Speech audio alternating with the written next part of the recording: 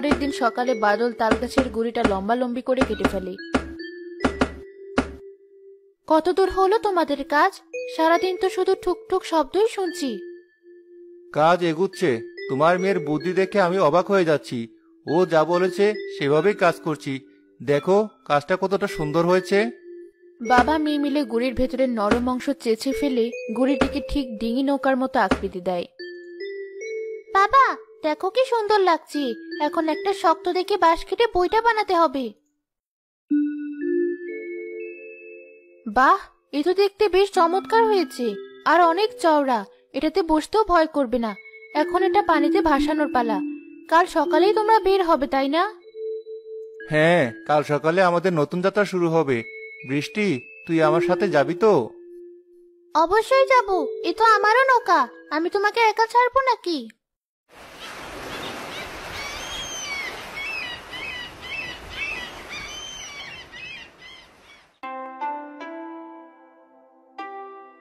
বাবা, আমাদের নৌকাটা কিন্তু একদম তুলছে না।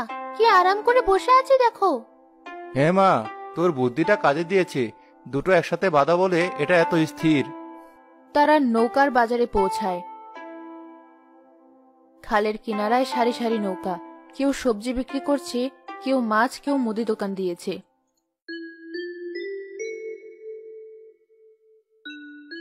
বাদল ভাই, এটা কি বানিয়েছো? এত দেখে অন্যরকম নৌকা। হ্যাঁ ভাই, গরিবের নৌকা আর কি, তালগাছ দিয়ে বানিয়েছি।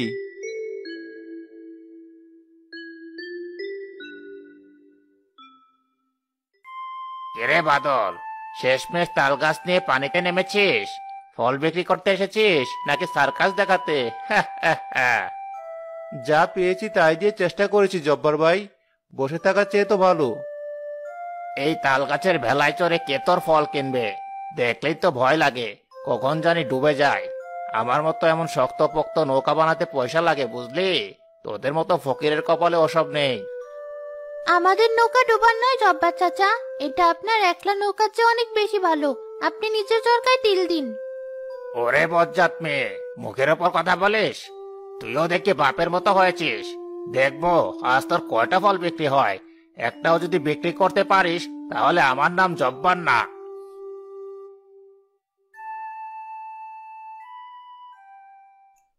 দেখলি মা, আসার সাথে সাথে লোকটা কেমন মনটা ভেঙে দিল। ওর কথায় কান দিও না বাবা, তুমি শুধু ভালো করে হাঁক দাও। বলো টাটকা আম পেয়ারা আছে। টাটকা ফল, মিষ্টি আম, পেয়ারা। আরো জোরে। তোমার গলার জোর কি বন্যার পানিতে ভেসে গেছে? এমন ভাবে বলো যেন খালের ওপারের লোকও শুনতে পায়। এদিকে আসুন, এদিকে আসুন। গাছের পাকা আম, টাটকা পেয়ারা, একবার খেয়ে দেখুন। বারবার আসতে হবে।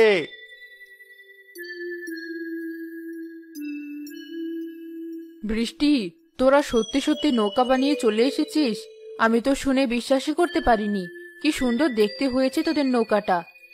এসো চাচি, এসো। কি নেবে বলো, তোমার জন্য একদম সেরা আমটা রেখেছি। দে মা, 1 কেজি আম দে। তোরা যে নিজেদের চেষ্টায় এত সুন্দর একটা উপায় বের করেছিস, এটাই তো অনেক বড় ব্যাপার। হালিমা প্রথম ক্রেতা হিসেবে ফল কেনে। তার দেখা দেখে আরো 2-1 জন এগিয়ে আসে। চাচা, আপনাদের নৌকাটা তো দারুণ। এটা বানালেন কিভাবে? আর বলো না, সবই আমার মেয়ের বুদ্ধি। একটা তাল গাছের গুড়ি পেয়েছিলাম। বাদল গল্পটা বলতে শুরু করলে আসলাম মুগ্ধ হয়ে শুনে এবং 2 কেজি পেয়ারা কেনে। দেখলে তো, মানুষ আমাদের নৌকা দেখে ভয় পাচ্ছে না, বরং প্রশংসা করছে। জব্বার চাচার কথা একদম ভুল। হ্যাঁ মা, তোর কথাই ঠিক। সততা আর পরিশ্রম থাকলে মানুষ ঠিকই কদর করে। ধীরে ধীরে তাদের বিক্রি বাড়তে থাকে। দুপুর হতে হতে ঝুড়ির অর্ধেক ফল বিক্রি হয়ে যায়।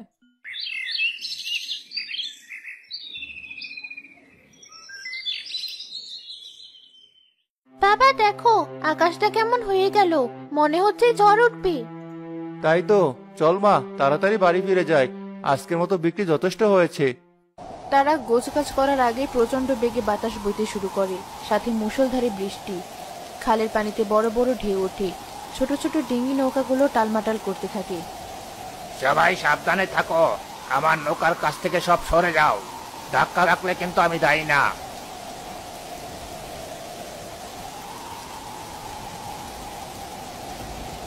বাবা, আমাদের নৌকাটা কিন্তু অত দুলছে না, দেখো কি স্থির হয়ে আছি।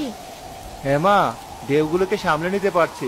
তোর বুদ্ধিটা আজ আমাদের প্রাণ বাঁচালো। হঠাৎ জব্বারের নৌকা বাতাসের এক ঝাপটায় ভেঙে পানিতে ডুবতে থাকে। বাঁচাও, আমার নৌকা ডুবে গেল, আমি সাঁতার জানি না, বাঁচাও। কেউ জব্বারের দিকে এগোয় না। বৃষ্টি, দেখছিস জব্বার তো বিপদে পড়েছে। লোকটা খারাপ হতে পারে, কিন্তু এখন তো তাকে বাঁচানো দরকার। হ্যাঁ বাবা, চলো আমরা এগিয়ে যাই, আমাদের নৌকাটা স্থির আছে, আমরা হয়তো সাহায্য করতে পারবো। ঠিক আছে, তুই শক্ত করে ধরে বস, আমি বইটা নিয়ে ওর নৌকার দিকে ঠেলে নিয়ে যাচ্ছি।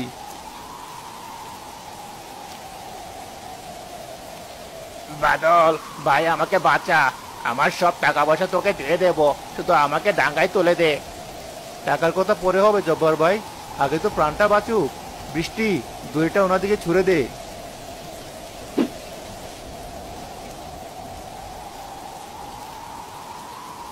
জব্বার ভাই, ধরে ধরে আমাদের নৌকায় চলে আসুন, ভয় পাবেন না, আমাদের নৌকা ডুববে না। এ তো একটুও দুলছে না, এ তো আমার নৌকার চেয়ে শক্ত। এখন চুপ করে বসে থাকুন, ঝড়টা একটু কমলে আপনাকে পারে পৌঁছে দেব। কিছুক্ষণ পর ঝড়ের বেগ কিছুটা কমে আসলে বাদল জব্বারকে তার বাড়ির ঘাটে পৌঁছে দেয়।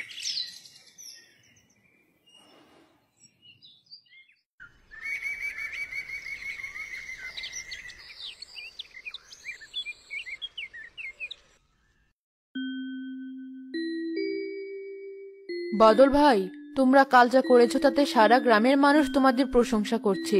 নিজেদের জীবনের ঝুঁকি নিয়ে তোমরা জব্বারের মতো একটা মানুষকে বাঁচিয়েছো।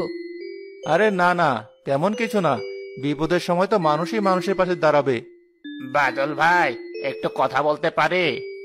হ্যাঁ বলুন। আমি খুব লজ্জিত, আমি তোমাদের কত অপমান করেছি, তোমাদের নৌকা নিয়ে ঠাট্টা করেছি, আর কাল সেই তাল গাছের নৌকায় আমার প্রাণ বাঁচালো। যা হওয়ার হয়ে গেছে চাচা, ওসব মনে রেখে কি লাভ? না মা, মনে রাখা দরকার। আমি বুঝতে পেরেছি কোনো জিনিসকে তার বাইরের চেহারা দেখে বিচার করতে নেই। তোদের এই নৌকাটা দেখতে যেমনই হোক, কাজের বেলায় আমার দামি নৌকার চেয়েও সেরা, আর তোদের মনটাও অনেক বড়। এসব বলে আর লজ্জা দেবেন না জব্বার ভাই। না ভাই, এটা লজ্জার কথা নয়, এটা আমার স্বীকারোক্তি। আমি আমার ভুলের প্রায়শ্চিত্ত করতে চাই। আজ থেকে এই বাজারে যত নৌকা চলবে, কারো কাছ থেকে আমি কোনো ভাড়া নেব না। এই বন্যা যতদিন থাকবে, সবার জন্য পারাপার বিনামূল্যে। এটা আমার তরফ থেকে গ্রামের জন্য সামান্য সেবা। সাবাস জব্বার, দেরিতে হলেও তোমার সুমতি ফিরেছে দেখে ভালো লাগলো। আর বাদল, তুমি আর তোমার মেয়ে বৃষ্টি এই গ্রামের গর্ব। তোমরা দেখিয়ে দিয়েছো যে শুধু টাকা পয়সা নয়, বুদ্ধি, সাহস আর সততা দিয়েই যে কোনো বিপদকে জয় করা যায়। বৃষ্টিমা, তোমার ওই নৌকা দেখে আমি শিক্ষা পেয়েছি। আমিও ভাবছি গ্রামের তরুণদের নিয়ে এমন কিছু ভাসমান ভেলা বানাবো, যেগুলো জরুরি অবস্থায় কাজে লাগবে। তোমার এই বুদ্ধিটা কিন্তু অসাধারণ। ধন্যবাদ চাচা। প্রায় 1 মাস পর বন্যার পানি নামতে শুরু করে, গ্রাম ধীরে ধীরে তার পুরনো রূপে ফিরে।